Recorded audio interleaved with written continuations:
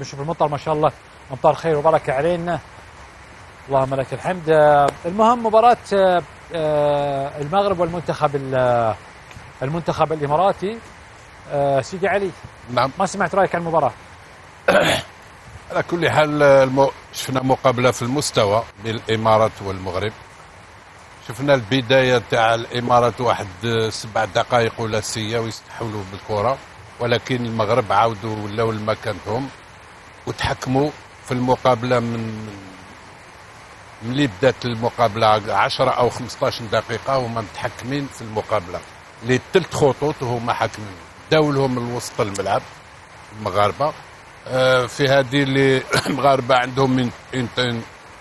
عندهم دفاع في المستوى، عندهم وسط الملعب كان في المستوى، والهجوم كيف في الباب تاع الفنيات المغاربه احسن من كانوا في المستوى العالي في المقابله هذه. شفنا الامارات تغلبت عليهم المغرب، خاصه في الشوط الثاني الامارات ما بانتش كاع، قاعده المغرب تلعب كره وحدها. هنايا شفنا زوج مدربين في المستوى اللي هما تاع الامارات وتاع المغرب. تكلمنا في حصه عندها يامات وين تكلمنا قلنا اللاعبين هما اللي يصنعوا المدرب. اليوم في المقابله تاع اليوم شفنا مدرب تاع الامارات في المستوى، ولكن اللاعبين اللي عنده ناقصين كي تمثلهم للمغاربه. المغاربه عندهم مدرب في المستوى تكتيكيا قناع، دار اللي لازم عليه، ولكن الفرق اللي رجعوه احسن، نجمو نقولوا احسن مدرب في هذه المقابله اللي هما اللاعبين المغاربه. اللاعبين المغاربه عندهم مستوى عالي فنيا، اللي 3 الخطوط يلعبوا كره جميله ثلاثيه، راوغات، رجع الكره للور. الاماراتيين انا ليا المقابله هذه المغاربه هما اللي داروا كل شيء اليوم، والفيشطه كانت من جهتهم، ولهذا انا المغاربه عجبوني كثير، خاصه كان الهدف الثالث اللي كان بطريقه فنيه سجلوه، ولهذا يستاهلوا الفوز، وراح نشوفوا نهائي ان شاء الله في المستوى. عمار، شفت المباراه؟ ايوه شفت. صراحه اني تفاجئت. الشوط الثاني شو اللي صار؟ يعني ليش المنتخب المغربي استطاع انه يسيطر، يستحوذ، يسجل 3؟ المنتخب المغربي لعب على نقاط ضعف، نقاط قوته ولعب على نقاط ضعف المنتخب الاماراتي. نقاط قوته من اول المقابله احنا نعرفوا منتخب المغرب معناها على المستوى يعني الفني لاعبين مهريين يمتلكوا سرعه، يعني سرعه من التحول الدفاعي للتحول الهجومي، لاعبين يعني على مستوى الفردي الحقيقه ممتازين برشا. المشكل وين انه منتخب الامارات اليوم الصراحه ما كانش يعني في يومه، ما كانش يعني هذا المنتخب الامارات اللي حكينا عليه من الدور الاول، قلنا انه منتخب قاعد يتطور من مقابله لمقابله اخرى. لا اليوم ما وراش يعني وجه ممتاز، ولكن المنتخب المغربي وخاصه طارق سكتيوي كيف قرا مليح المباريات، وهذه هي يعني الادوار هذه، يعني كل وين تتقدم كل وين تولي تلعب على جزئيات بسيطه، مقابله يعني 90 دقيقه على جزئيات بسيطه. المنتخب المغربي استطاع انه يسجل، من بعد استطاع الثاني، يعني عادي جدا انه منتخب الامارات باش يحب يعدل النتيجه، خلى مساحات استغلهم المنتخب المغربي، ولكن يعني المنتخب الاماراتي كان ضعيف دفاعيا كان ضعيف، اللي هو ما عودناش يعني بالهذا من بدايه الموسم، من بدايه يعني البطوله العربيه كان يعني الدفاع نتاع المنتخب الاماراتي ممتاز، وخاصه كان اللاعبين المهاجمين نتاعو يعني اللي الفرصه اللي تجي يسجلوها. اليوم لا، اليوم صار العكس، والمنتخب المغربي كان استغلوا اي فرصه جات سجلها، وممكن المنتخب الامارات كان يخرج بنتيجه اكثر من 3-0، ممكن النتيجه كانت تمشي حتى ل 5-0. اسمح لي انا ما قمت اسمع بسبب صوت المطر يعني. طيب احمد سعيد، هلا عمار كاني اسمعه يقول النتيجه كانت ممكن توصل الى 5-0. 5-0. اول شيء نقول مبروك المغرب. اعلي صوتك. ما عندنا صوت، ما نسمع صوتك. نسمع مطر. مبروك للمغرب والشعب المغربي، شعبا وحكومه وجمهور، اخواننا من المغرب. هذا خالد في واحد بابلو تيدور، شاعر من تشيلي، لاتين امريكا، تشيلي من تشيلي، بالله وجهك. يقول بوردن كورترار لوس تودس لاس فلوريس. فلوريس انتم شويه اسباني بعدين بشرح لكم. بيرونا بوردن دي تانترا لابرابيفا، قد يقطعون كل الزهور لكنهم لا يستطيعون ايقاف الربيع. شوف المثل كيف. الله. هذا شو معناته خالد؟ هذا ينسب لامريكا اللاتينيه غالبا، يتداول بروح شعريه، يقول لك يرمز الى ان القوه الحقيقيه لا تقهر، وان الامل والتجدد يعودان مهما كانت الضربات. قصيدة أخرى كف صفعني نفعني. متنبسة. الضربه اللي الضربه اللي ما تذبح، الضربه اللي ما تذبحك تقويك. الضربه اللي ما تكسرك ما تقويك. تكسرك تقويك يا استاذ عادل. هذا الشاعر رد عليك. انتم ما انصفتونا استاذ عادل، بالعكس اغلب الناس ما انصفونا اليوم. صحيح احنا خسرنا 3، لكن حقيقه خلينا نكون واقعيين، انتم ناس رياضيين. النتيجه ما تعكس الشكل في الملعب. الشوط الثاني انا كنت مستحوذ عليك وكنت واصل وضيعت فرص كثيره، بس سبحان الله الاخ الحبيب كوزمان لما تفتح انت اللعب وتسحب لاعبين خط الوسط وتزج بمهاجمين، انت كشفت نصك. هذه مقابله ضد الجزائر. لا ها مقابله هذه اللي تتكلم عليها. لا اليوم مع المغرب. اليوم كابتن سحب النص الملعب كامل وراح حط مهاجمين. طيب المهاجمين يبالهم نص يمولهم. يعني ما كنت زين. ها يعني ما كنت زين احمد. ما اقول لك ما انا لما قبل لا يبدل انا زين. التبديلات اللي ذبحت لي تدخلات الغلط. هاي نقولها من قبل احنا على المدرب، بس ما اقدر انصفك انا اذا المدرب جايب العيد. بالضبط. ابو سعيد اليوم لين وهو بعده 1-0 كان في مجال انك ممكن، احنا وصلنا اكثر من مره، كنا قربنا ان نسجل، لكن انت تسحب لي نص الملعب. عمل كم تبديل؟ 5 تبديلات، سحب النص وسحب الاظهره وسحب المدافعين وراح دخل مهاجمين، انكشف النص. كانت ممكن توصل 5 بالطريقه هاي. تذكر لو في 3 دقائق انا اقول لك توصل 5. تذكر ابو سعيد المرات طابت شنا نقول ان مشروع الامارات مشروع كبير وكلنا كنا متوقعين له نجاح كبير، ولكن الان العائق اللي موجود كوزمان هو العائق حق. صحيح.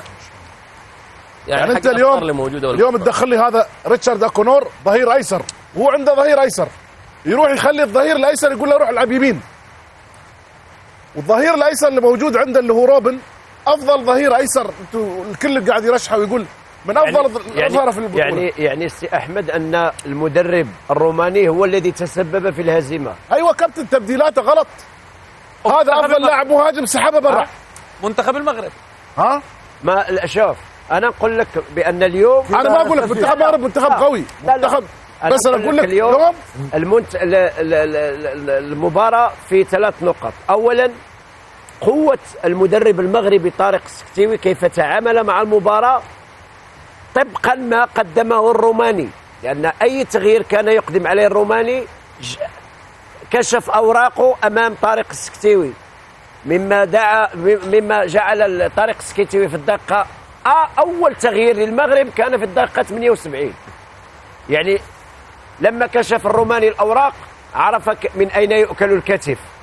هذه نقطة. النقطة الثانية أن المدرب الروماني اليوم أنا استغربت. المغرب بعد الهدف الأول أنا ما عندي خطورة عليه. لا بعد الهدف الأول ما عندي خطورة عليه. لا أحمد بعد الهدف الأول قال طارق 50-50. شوف قال طارق السكتيوي يا أخي تكلموا يا أخي يا جماعة وين المحللين؟ صح لا قال طارق. كلم جمال يا أخي. هو شوف أنا بقول شغلة لا تسكتون عن الحق. أنا أقول لك التحول ناصر التحول في المباراة، التغييرين اللي صارت. ايوه بس شوف لا التغييرين وعلي والله متاخر ناصر بعد التغييرين انا اتكلم. ولكن طارق السكتيوي قال طارق السكتيوي انا كنت لما انتهت الشوط الاول قال انا كنت اعرف ان المنتخب الاماراتي سيضغط في ال10 دقائق الاولى، قال لك نبهت الاولاد يتركوا المنتخب الاماراتي، خليه يثق في النفس يجي لعندنا. اي 10 دقائق الشوط الثاني قصده؟ ايه بدأ في الشوط، انا كان سعيد. الشوط الثاني. ايه صح. بس عيد شوف اليوم المباراة صراحة الشوط الأول دائما فريق المغرب ينهي المباراة من الشوط الأول. صح. فريق قوي يخلص المباراة، المدرب يعطي الفريق القوة الهجومية كلها بالشوط الأول، يحاول يسجل. دائما هذا المبدع فيه الكابتن طارق مع اللاعبين طبعا، بس هو كمدرب صراحة مدرب ثقيل، مدرب يقرا المباراة، يقرا اللاعبين الخصم أيضا. الشوط الثاني بدأ الإمارات ضاغطين، لعبوا الإمارات صح. لعبوا تقريبا 20 25 دقيقة. الشوط الثاني. ايه الشوط الثاني صح. لعبوا الإمارات، بس شنو سوى كابتن طارق؟ 10 دقائق يا جماعه. زين 10 دقائق. 10 دقائق. شنو سوى؟ 10 دقائق. بدل تبديلات، نهى فيها المباراة، استغل ضعف مدرب الإمارات في تباديله. واليوم كايو من أفضل اللاعبين، اليوم كان غايب عن المباراة بأنانيته كذا لعبة. فنقول احنا ألف مبروك حق المغرب، يستاهلون. والمدرب طارق سكويت من افضل المدربين في هذه البطوله. تشوف الهدوء اللي عنده، مو عند اي مدرب بوقت المباراه. باصعب الحالات حق منتخب المغرب يحطون الكاميرا عليه هادي، يسولف مع اللاعبين، يوجه اللاعبين بهداوه وركاده. فاتوقع ان مدرب في بعض المباريات تشوفها تقول وين دور المدرب؟ دور المدرب مال منتخب المغرب مع اللاعبين النجوم اللي عنده دوره اليوم، وبعض كل المباريات هو الدور الاساسي بالفريق. وهاردك يا ابو سعيد. تمام. واعتقد لو كان مدرب اخر من غير الروماني مع هذه التشكيله الاماراتيه لكان لها طعم اخر. احنا نقول ان شاء الله خير خالد. بالعكس شوف احنا خالد ما دخلنا البطوله واحنا مرشحين حتى نوصل، يمكن الدور الثاني ما كنا مرشحين، لكن نقول منتخب في تحسن نوعا ما. صار عندنا مكتسبات في هاي البطوله، منتخب قدر انه يوصل ادوار لين دور الاربعه، وهذا شيء زين. عندنا حتى اليوم بنلعب بكره او بعد بكره بنلعب على الثالث والرابع، وبعد بيكون شيء زين اذا حققنا الثالث، بيكون شيء زين جيد في موضوع اللي هو المشروع، موضوع تطوير المنتخب في الفتره القادمه. نعم. ونشكر طبعا كل الجماهير اللي حضرت وتعنت. كان ودنا صراحه ان يكون الجمهور اكبر. على قول الرواس قال انت اليوم خسرت لان اللاعب رقم 12 هو رقم 12 تحرى المدرب. انا على بالي المدرب 12 يعني الجمهور صح؟ ايه هو يقول لي المدرب هو 12 ولا لا؟ لاعب 12 صح، رقم 12. سوري. يا كابتن، في اي فريق بيلعب في اي بطوله انت بتحلله من اداء مباراه في ثبات، في ميزات، قوه وضعف للفريق. مشكله مدرب كوزمان مالك لعب بثبات مباريتي، شفنا شكل الفريق وشفنا اشكال الفريق الاخرى. باقي الفرق ما يتفلسف غير احسن لاعبينه، غير تقول لي مريض ما مريض. الاردن والمغرب ثابتين بنفس الاسلوب بنفس الطريقه، وصلوا لوين؟ للنهائي. ما نعرف مين البطل، لكن باقي الفرق كل يوم تغير لي، تفلسف لي، تلعب لي باك ايسر الى باك ايمن. اسمح لي انا تحليل بحلل على اداء مباراه، لكن ما بعرف عقليتك اذا الغباء الكروي مالك يوصل هذه المرحله مع فريق قوي. انت ايش سوى بك الفريق؟ مثل ما قال جمال، اول ربع ساعه سرعه، عرضيات، تسديدات، كله. حتى شوف بدنيا تعبوا المغرب الشوط الثاني، ريحوا ال10 دقائق الاوليه. فاسمح لي قراءه المدرب هو اللي لعب. انا قلت لك امس، قلت لك كوزما اذا ما كان داعي وذكي بيخسر مباراه لانه عليه حركات. وشكرا يا احمد سعيد وارد لك. شكرا لك، يعطيك العافيه. طلع لي احسن لاعب، قول لي فوز بالبطوله عندك يا نشأت. اعطوني بس فاصل، اروح فاصل وارجع لكم. يلا. طيب فاصل ونتواصل. يا احمد سعيد محور اهم. اشكر الناس، يشكر الله. المنسف اللي جانا مساعة من اخواني النشام الاردنيين، عثمان الحسنات وخالد ابو سعيفان ومالك صوالحه. جزاكم الله خير وبيض الله وجيهكم وكثر الله خيركم، وبشركم المنسف راح جزء منه في بطن احمد الرواس والجزء الاخر توزع على البقيه. جاني اليوم كتاب عن قصتي مع منتخب الارجنتين. راح يتم تدشين الكتاب يوم الاربعاء 17 ديسمبر 2025 في كتارة الساعة 8 مساء. الكتاب الشاعر والروائي مشعل بن عنان، ويتكلم فيه عن حلمي وحلم الأرجنتين. يتكلم فيه عن استضافة قطر لكأس العالم 2022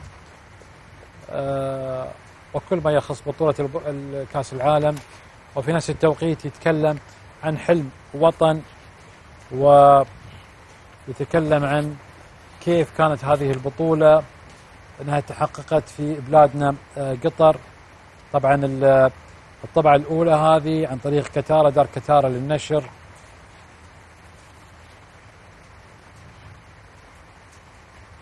رحلتي من ملعب الخرسعة الترابي إلى لوسيل المونديالي. صورة عمي محمد بن عنان رحمه الله مع بطاقة عضويته في نادي الاتحاد وغيره. عموما هذا الكتاب راح يتم تدشينه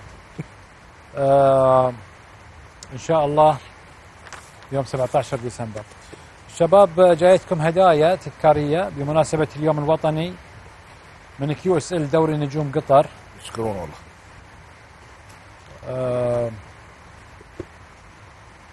اوكي قبحها سحب.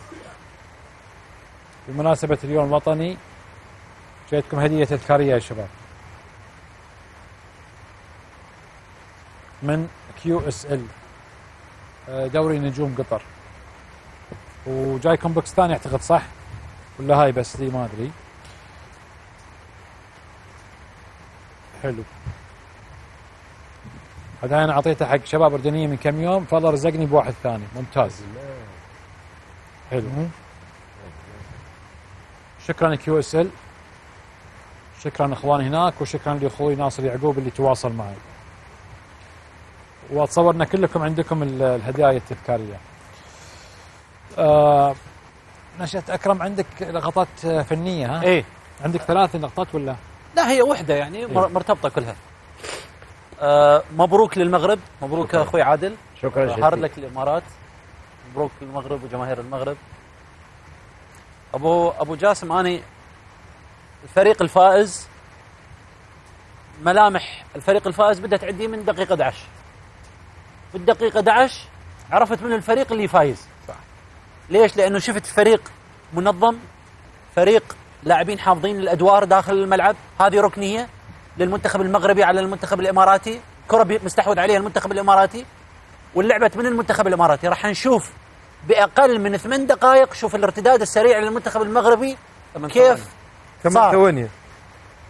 كل الفريق 8 ثواني، خلال 8 ثواني كل الفريق خلف الكره، من كره ركنيه راح تحدد انه هذا الفريق انا خلاص داخل جاي اخذ المباراه، وانا راح العب وياك على جزئيات.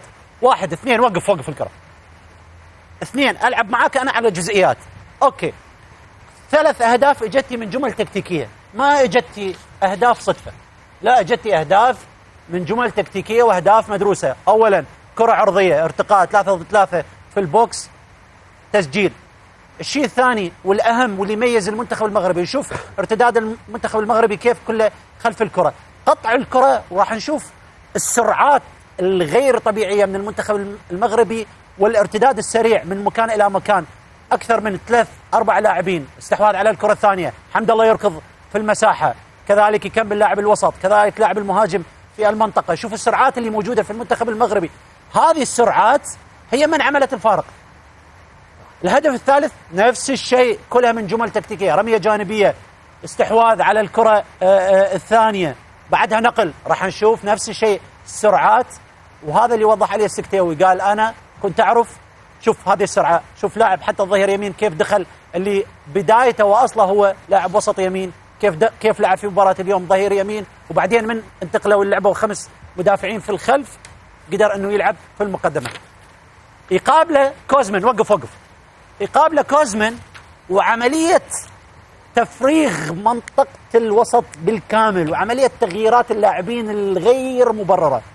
يسحب مهاجم ينزل ظهير يمين، ظهير يسار، يسحب لاعب وسط ينزل مهاجم، يسحب لاعب وسط ينزل لاعب مدافع، يقلب المدافع يسار يوديه على اليمين. شوف منطقه الوسط، هذا بالهدف الثاني وبالهدف الثالث. شوف الفراغ الكبير، انت فريق خسران وياه 1، وفريق متميز، ولا بد ان تكون قاريه قبل المباراه انه هو سريع جدا بالهجمات المرتده، عنده سرعات، عنده مهاره، عنده اختراقات، انت تفرغ له هذه المناطق، انك انت تشيل اهم لاعبين من منطقه منتصف الملعب، تغير هذا اللي قلت لك رقم 12 المفروض يكون تنزل ماجد راشد. اليوم كان غير موفق في مباراه اليوم. عصام فايز كان هو افضل من ماجد راشد، سحبت ماجد راشد، دخلت لاعب مهاجم، طلعت عصام فايز، نزلت لاعب وسط. فالتغييرات عكس السكتاوي بدل واحد بواحد، سحب مهاجم نزل مهاجم، سحب لاعب وسط نزل لاعب وسط. دقيقة 88 سحب لاعب وسط نزل مدافع اللي هو لودوني اللي لعب فيه 5 لاعبين مدافعين. السكتاوي واحد من أفضل المدربين صراحة في كل مباراة. السكتاوي يعطيك درس إنه شلون أنا عندي أدوات وكيف أتعامل مع الأدوات.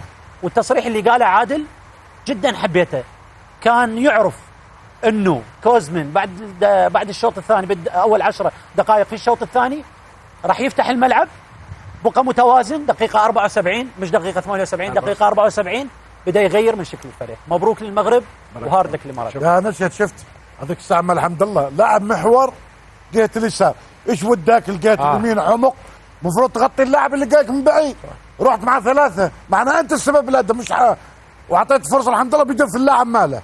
شوفها هو السبب، اكثر واحد لقاه هو كوزمن. شكرا لكم. على اساس الختام احمد سعيد، السؤال، هل تعتقد كوزمن هو رجل المرحله القادمه؟ لا ليش؟ ما اعتقد صراحه. ليش طيب؟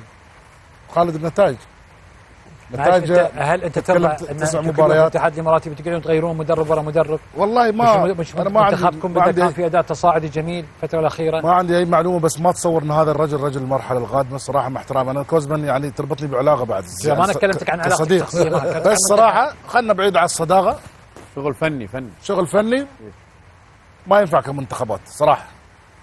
انا بالنسبه لي مش وانا ما كنت خالد ولا مره دخلت في تقييم مدرب، بس كوزمن رواني شكل يا اخي مخالف. يا ريتنا تمينا على بنته، وبرد بقولها مره ثانيه يا ريتنا قعدنا على بنته. انا بارك المنتخب المغرب ومنتخب الاردن الوصول للنهائي، لاني اعتقد انهم افضل منتخبين يستحقون الوصول الى هذه المكانه. هذا اولا. النقطه الثانيه وجاسم، انا ما بتعمق فنيا نشأت والبقيه افاضوا في هذا الموضوع، لكن عندي جزئيه معينه امس تكلمنا فيها اللي هي موضوع توقعنا انه اللي بيتاثر من المستوى الفني او من اللياقه البدنيه او الجهد البدني اللي هو منتخب الامارات، لكن تفاجأنا اليوم انه عكس. حقيقه منتخب المغربي السلبيه الوحيده اللي شاهدتها على منتخب المغرب من بدايه البطوله الى الان اللي هو يعطي شوط اول باداء قوي ورتم عالي جدا، ومن ثم ينهار في الشوط الثاني. هذه لاحظناها في كل مباريات منتخب المغرب. لذلك اليوم شاهدنا شوط اول قوي متمكن منتخب المغرب، قلنا يمكن ينهي المباراة من الشوط الأول. والشوط الثاني صراحة تمكن منتخب الإمارات من تشكيل خطورة بشكل كبير على منتخب المغرب، لولا التغييرات اللي غيرت مجرى المباراة في آخر 10 دقائق أو 12 دقيقة مثل ما ذكر نشأت، وكان لهم الفرصة والتفوق. أنا رسالتي لمنتخب الإمارات نفس الرسالة اللي قلناها للمنتخب السعودي، لديكم عناصر رائعة جدا يبنى عليها للمستقبل. القرارات المتسرعة وانعدام الاستقرار هذا اللي دائما تهدم الخطط والاستراتيجيات التي تبنى على كل المنتخبات للأسف في الخليج وبعض الدول العربية. بس المغرب الشوط الثاني يا محمد اداك لو حتى في تراجع شوية، بس هو ادانا دروس في التحولات. أحسن. يعني اللي جون زي ما نشأت قال هي كلها من جمل جميلة جدا. ال1-2 في الجون الثاني ما بين البركاوي مع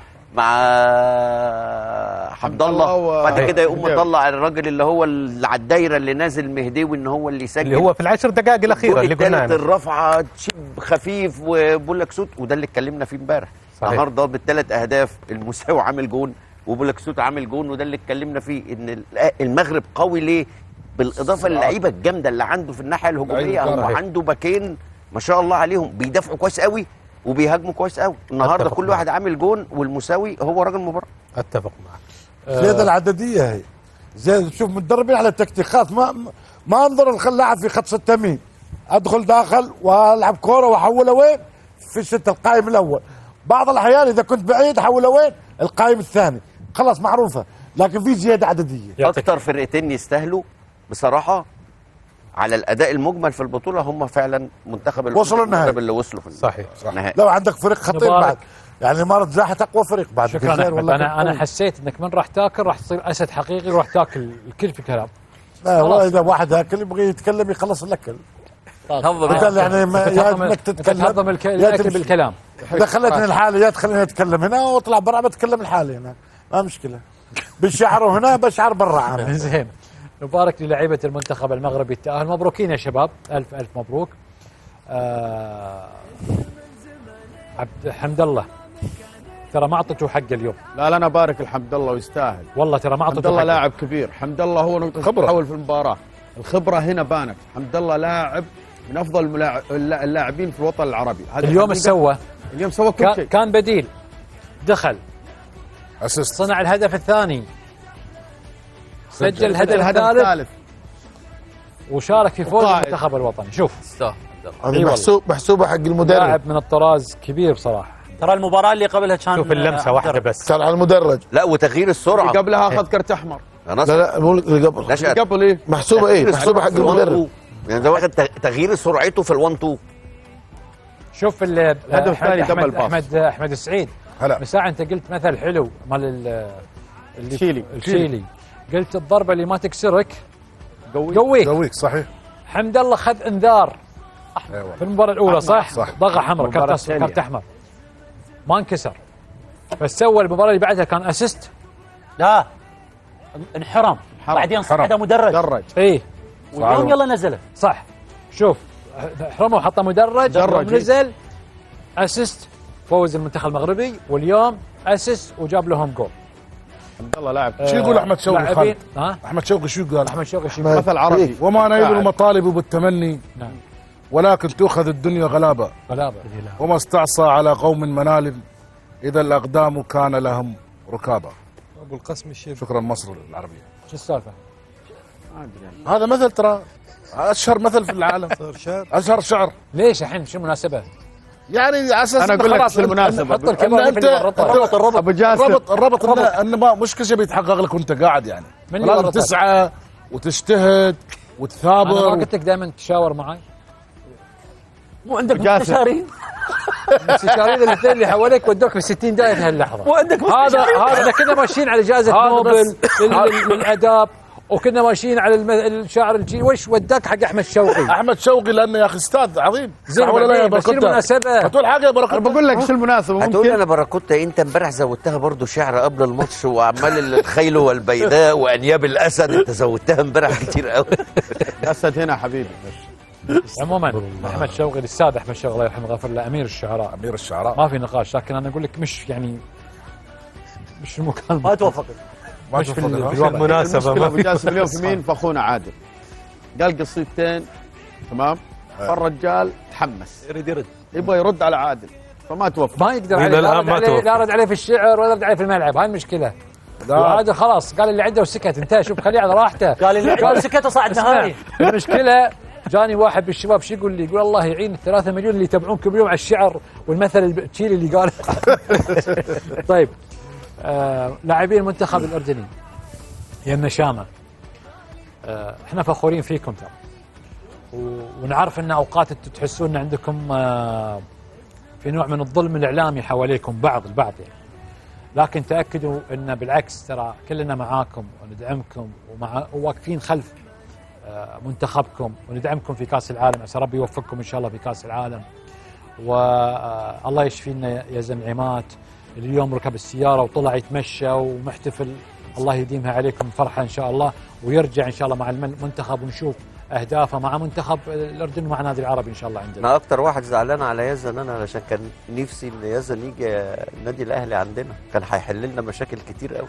والله كنت انت تشتغل عليه، بس هو طلع تصريح بسيط قال لك انا مع نادي العربي وابن نادي العربي وحبقى مع نادي العربي واللي عاوزني يكلم العربي. خالد والله يعني اي نادي يتمنى يزن. سلم عليكم كلكم والله. يزن العرب لاعب منتخب الاردن، سلم عليكم كلكم. على فكره يزن العربي اليوم حضر وكان يشوف الفريق. نعم والله يسلمك يا يزن ويسلم جميع الوفد. اشوفكم على خير، مع السلامه. بكره الساعه 9 اسف عبد الله، بكره احنا معاكم الساعه 9:30 توقيت الدوحه. مع السلامه.